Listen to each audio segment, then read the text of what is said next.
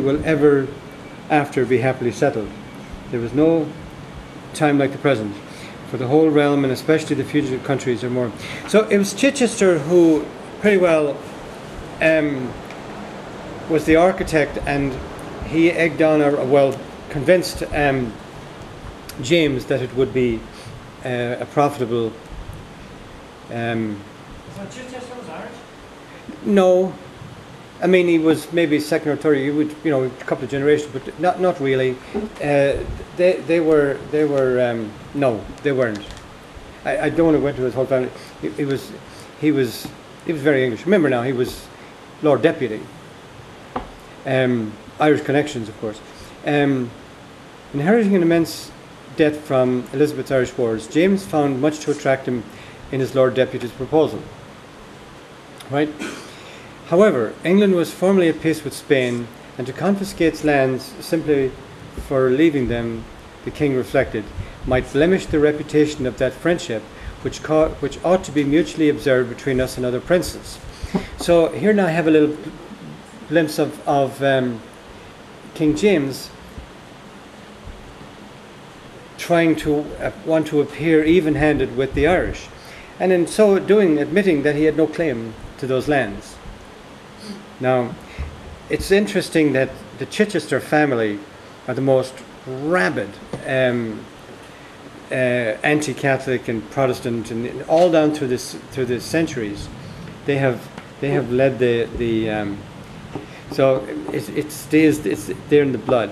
So in many ways, it's not that it didn't really come out of James the First's mind. It came out of the English in Ireland already themselves. Might blemish the reputation of that friendship which ought to be mutually observed between us and other princes.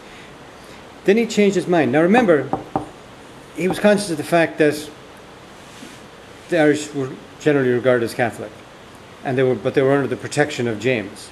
So he didn't want to stir up the problem. See, that's what he was thinking. Then he changed his mind. James decided that the Earls were base-born, contemptible creatures. So obviously he saw the merits of Chichester then, and allowed Davis to have them attainted by outlawry on the charge that they were levying war against the king. In December 1607, lands of the departed lords were formally confiscated and preparations for a plantation began. Events the following spring were greatly to extend the scope of the project. Events the following spring, this was the rebellion of Ciara Doherty. An interesting guy. Sir Ciara Doherty, and see how he got his Sir part, Lord of Inishowen, had been foreman of the grand jury that had found a true bill of treason against the Earls. So I mean, he was their man, and yet they put him in the tower. And they killed Ciara Doherty, but the other guy they put in the tower. As a 15-year-old, Doherty had joined the Crown forces at Derry in 1600, and received great praise from Sir Henry Doughcra, who wrote that he had been, quote, with me, alighted when I did, kept my company in the greatest heat of the fight, behaved himself bravely, and with a great deal of love and affection, so much so that I recommended him at my next meeting with Lord Deputy Mountjoy for the honour of a knighthood, which was accordingly conferred on him. So he became Sir Ciara Doherty. Now Doherty fell out with George Paulet, who had replaced Doughcra as governor of Derry in 1607. Possessing none of his predecessor's diplomatic finesse, Paulet was contemptuous of the native Irish and punched O'Doherty in the face. O'Doherty, the Four Masters record, would rather have suffered death than live to brook such an insult and dishonour. O'Doherty seized the fort of Coolmore on the shores of Lough Foyle, and the following night, April 19, 1608, attacked Derry. The garrison was quickly overwhelmed, and as dawn broke, the surviving townspeople barricaded themselves in Bishop Montgomery's house and adjacent dwellings. But as John Baker, surviving defender, records, destitute of victuals and munition, and seeing a piece, artillery piece, brought by the enemy from Coolmore, and ready mounted to batter the said houses, and being out of all hope of relief at that time, and wearied with lamentable outcry of women and children, after much parley and messages to and fro, yielded the said houses. The bishop's wife, Susan Montgomery, was held prisoner for a time, and her husband's library of 300 books were destroyed as Derry was set to flames. Paulet fell dead in the fighting. Strabane was burned soon after, and the revolt threatened to spread across the province as factions of the O'Cahans and O'Hanlons came out in rebellion, and O'Doherty invaded mid-Ulster. So he set a spark, and it darn near took off again. That's why the Doherty thing was so important. From Coleraine, Sir Thomas Phillips wrote a frantic appeal for help, concluding that the words haste, haste, haste. Sir Richard Wingfield, the King's Marshal, counterattacked and recovered the burnt shell of Derry, and on July 5th, Sir Kerr was killed at the Rock of Doon, near Kilcraman. That's, of course, where the O'Donnells were crowned. The O'Donnell are inaugurated. Meanwhile, Chichester put down the O'Hanlons, hanging many he captured, and moved from Mount Norris to Dungannon, executing dozens more by hanging, a death by which they contemn more, he thinks, than any other nation living. Contempt mean contempt for, they don't. They are generally so stupid by nature, or so tough or disposed by their priests, that they show no remorse of conscience or fear of death.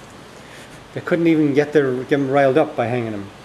The last O'Cahan rebels were pursued into the woods of Glencoyne, where Chichester reporters, the wild inhabitants wondered as much to see the king's deputy as the ghost in Virgil wondered to see Aeneas alive in hell. So the king's deputy, I mean himself, chasing through those places. Yeah, I'm sure it was.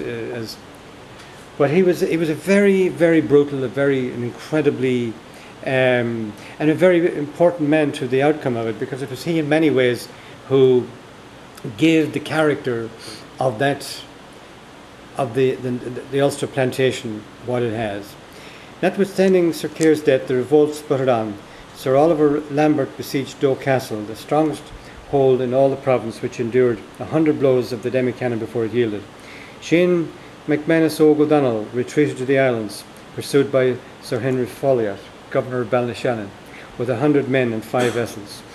Folliot took the castle on Tory Island by treachery, cutting down the warders after promising them their lives. The rebellion concluded when Marshal Wingfield crossed the mountains at Glenva, where the O'Gallagher's made a last but futile stand in their island castle. The English were getting to know the province they had conquered from end to end, parts of which Chichester admitted had been only recently as inaccessible as the Kingdom of China.